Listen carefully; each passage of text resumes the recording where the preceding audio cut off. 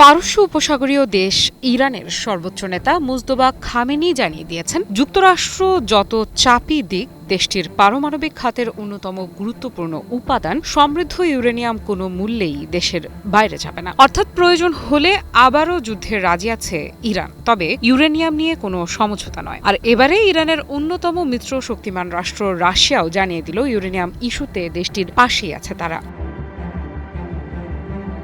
ইরানের uranium issue নিয়ে যখন উত্তেজনা তুঙ্গে, ঠিক তখনই বড় এক বার্তা দিল রাশিয়া। মস্কো স্পষ্ট করে জানিয়েছে তেহরানের পাশে রয়েছে তারা। আর এই ঘোষণার পর নতুন করে প্রশ্ন উঠেছে, ইরানকে ঘিরে তৈরি হওয়া চাপের বিপরীতে কি আরও শক্তিশালী হচ্ছে রাশিয়া ইরান জোট? রুশ পররাষ্ট্র মন্ত্রণালয়ের মুখপাত্র মারিয়া জাখারোভা বলেছেন, ইরান ও যুক্তরাষ্ট্রের আলোচনায় সমৃদ্ধ ইউরেনিয়াম নিয়ে যে কোনো সিদ্ধান্ত হলে তা বাস্তবায়নে সহায়তা করতে পুরোপুরি প্রস্তুত রাশিয়া। অর্থাৎ শুধু কূটনৈতিক সমর্থন নয়, প্রয়োজনে বাস্তব ব্যবস্থাপনাতেও ভূমিকা রাখতে চায় মস্কো। তবে এখানেই শেষ নয়।